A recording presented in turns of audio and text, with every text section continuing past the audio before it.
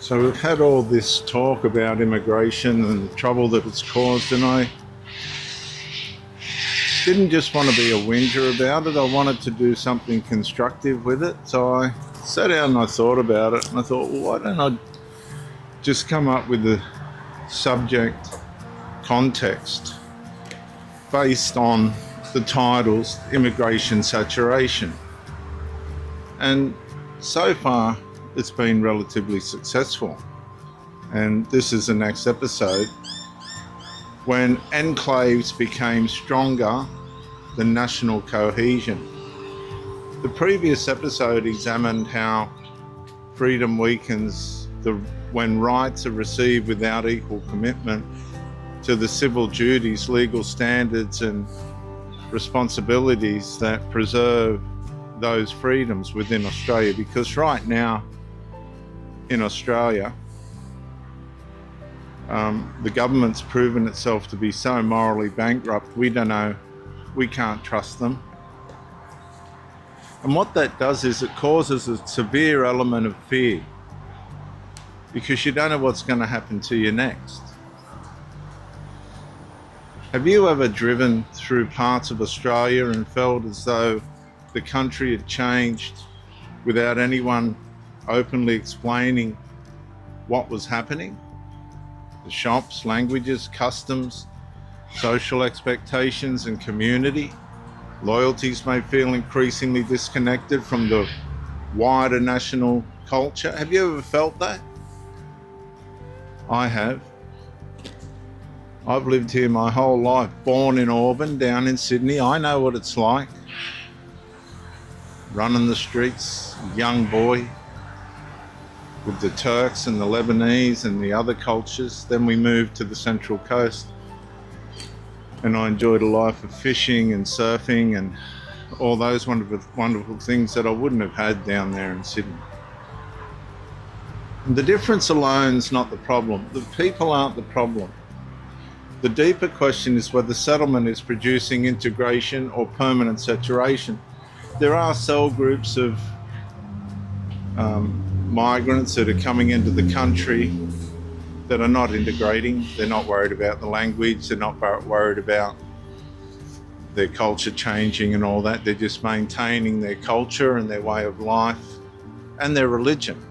And of course then you get episodes of the Link Cafe, Bondi, shootings and all this stuff, cars, stealings and all this. And it places governing authority under examination, because they're the ones that have caused all this. They're the ones that bring in the policies, they're the ones that are allowing these numbers to come in. Now, at the moment, nobody really seems to know why they're flooding the country with these immigrants. Why can't they give it a break? What's the problem? Anybody with common sense would say, righto, okay, this is getting a little bit out of hand, why don't we give it a break? They're the problem, the politicians. Why? If somebody can get to the bottom of why they're continuing to drown out any sanity within the population and the ability to cope with that population, yeah, we're First Nations. I'm First Nations. Why are they continuing to drown out the population? I reckon this was, I sat and thought about it for ages, and I've gone, why? Because I was stupid, I didn't pass at school. But I thought, hang on, I'm as stupid as you can get, and I can see that they're flooding the country. It's just gone too far. Nothing's coping, everything's gotten out of the reach of having an Australian dream. They've ruined, completely prematurely ruined that for the majority now, unless you're some blessed rich person or come into an inheritance or won lotto or something like that. The normal young Australian, it's over for them.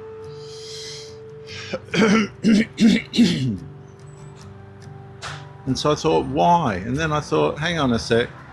They were told not to invade or inhabit lands that were inhabited when they were sent from England, the colonists. Yet they still invaded lands that they were told not to. And what they've done, I think the fruit of that is what we're seeing now. They haven't got the sense to know when to stop. So the same way in which they invaded the First Nations people is a voluntary, this is a voluntary blindness, like a blindness that's come over them, and they're allowing the invasion to happen to themselves. That's how degenerated these people are. And so now what we've got is the colonists, as it were, the people that come in and took over the country, ruining it. They were never able to manage it. So many migrant communities contribute strongly. Look, this isn't about the individuals, it's about the welfare of the nation and the welfare of the next generation, which has been totally taken away. Building businesses, respect Australian law and raise children towards genuine civic belonging, they are not the issue.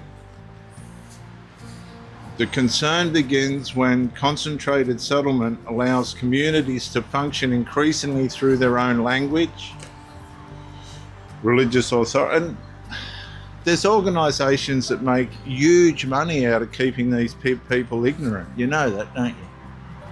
Because they come in and they interpret, they get thousands of dollars to interpret and all this other stuff. They're functioning through their own languages, religions, authority systems, family expectations. It's parallelism. It's called parallelism. You're allowing different cultures and laws and things to go parallel in a nation where their laws are not being applied to these people. So they're parallel. They're doing this in the UK with Sharia law, and it's not working out because it's too cruel. But they don't know what to do now because they've allowed it. And loyalties, internal loyalties, while meaningful engagement with Australian civic identity becomes optional. So they're giving, in the UK, and this will, if this keeps going, it will happen in Australia, they're allowing these religions to have a parallel system alongside the laws of the nation that they're in. And an enclave may begin as a protection from isolation, but without deliberate integration, they've got to integrate, it can gradually become a parallel social world. I said parallel. Government then praises diversity. Diversity is not a strength, it's completely failed, because it undermined the nation's, not culture, but constitution. It undermined the constitution that holds Western civilization together, because diversity allowed anything. It allowed men to be women and women to have to submit to men in public spaces and sport and all that. It was completely degenerate. Government then praises diversity while avoiding harder questions about shared language, allegiance, civil law, supremacy, gender equality, freedom and conscience, and responsibility toward the national community. See, immigration's had a bigger impact than we think, because the impacts of it spread right across a lot of these problems that we're having in the nation now. Australia began noticing that cohesion is spoken about publicly while separation becomes more established geographically and psychologically. That contradiction creates unease. So you as a listener, you don't need suspicion towards community unless something sus is going on in your street. The listener needs permission to ask whether national cohesion can survive when people increasingly live beside one another without becoming accountable to one another. And that's definitely not happening. Australians' constitutional inheritance. assumes one public law, one civic order, and government restrained beneath truth, responsibility, and common good. But truth separates community support from permanent separation, cultural memory from civic withdrawal, and diversity from formation and competing social authorities. So the scandal's not the communities that have been formed. That's been allowed. The scandal is that the authority, the government, the institutions, the establishment celebrated settlement density while failing to ensure that national allegiance remained stronger than the enclaves growing beneath it. We did I'm a masonry contractor, and we did the Audi motor group building. My son and another bricklayer came in and worked for me. We did the Audi motor group building down the road here, 40,000 blocks. And behind we come down side and we're going down the back, and there was a great big set of units. And one of the things that we noticed was it was inhabited by Chinese, completely Chinese, no Australians. And I didn't care about that, but in the back of my mind I've gone, gee, there's these groups of migrants that are living in these areas in enclaves. And then you watch the news and you see all the Middle Eastern trouble down in Western Sydney and that, and you just go, they don't want to integrate covertly. They'll make out they are, but covertly they're just living their lives in this beautiful nation called Australia. You got to understand as I close, Australia was invaded.